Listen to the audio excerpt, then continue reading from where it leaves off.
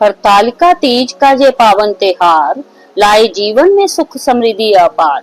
शिव पार्वती जैसा अटूट हो साथ, हर स्त्री के जीवन में खिले खुशियों की बात। नमस्कार दोस्तों, आप सभी को हरतालिका तीज की हार्दिक शुभकामनाएं। भगवान भोलेनाथ और मां पार्वती की कृपा आप सभी पर हमेशा बनी रहे। आइए सुनते हैं हरतालिका तीज व्रत कथा। प्रेम से बोलिए शिव शंकर भगवान की जय।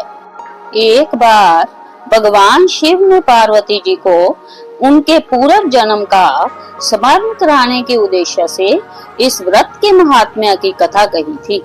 श्री बोले शंकर बोले, हे गौरी, पर्वतराज हिमालय पर स्थित गंगा के तट पर तुमने अपनी बाल्यावस्था में 12 वर्षों तक अधोमुखी होकर घोर तप किया था। इतनी अवधि तुमने अन्न न खाकर पेड़ों के सूखे पत्ते चबाकर व्यतीत किए। माघ की विकराल शीतलता में तुमने निरंतर जल में प्रवेश करके तप किया। वैशाख की जला देने वाली गर्मी में तुमने पंच अग्नि से शरीर को तपाया। श्रावण की मूसलाधार वर्षा में खुले आसमान के नीचे बिना अन्न जल ग्रहण किए समय व्यतीत किया।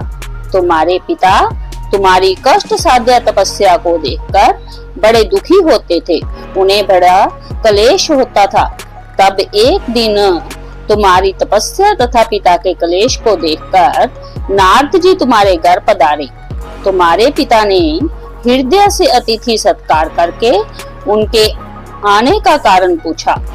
नारद जी ने कहा, गिरिराज, मैं भगवान विष्णु के भेजने पर जहाँ उपस्थित हुआ हूँ। आपकी कन्या ने बड़ा कठोर तप किया है। इससे प्रसन्न होकर वे आपकी पुत्री से विवाह करना चाहते हैं। इस बारे में मैं आपकी राय जानना चाहता हूँ। नारद जी की बात सुनकर गिरिराज खुश हो उठे। उनके तो जैसे सारे क्लेश ही दूर हो गए। खुश होकर वे बोले, श्रीमान, यदि स्वयं विष्णु मेरी कन्या का वरण करना चाहते हैं तो भला मुझे क्या आपत्ति हो सकती है। वे तो साक्षात ब्रह्म हैं।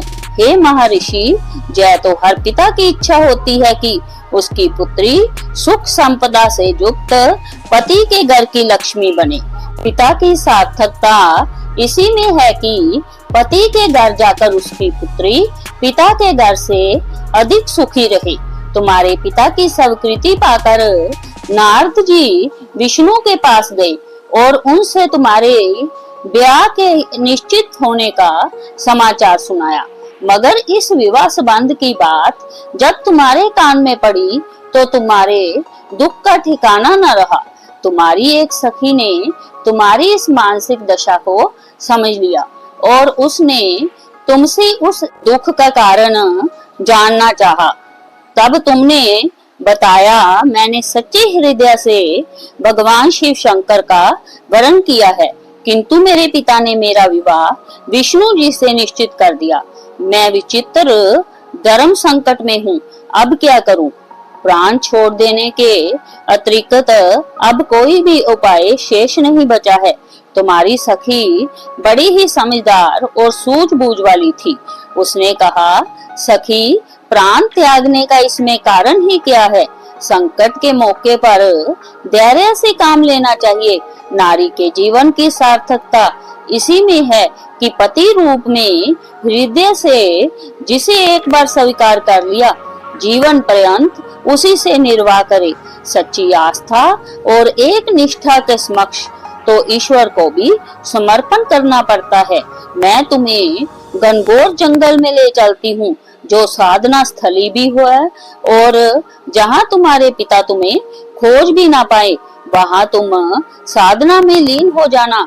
मुझे विश्वास है कि ईश्वर अवश्य ही तुम्हारी सहायता करेंगे। तुमने ऐसा ही किया।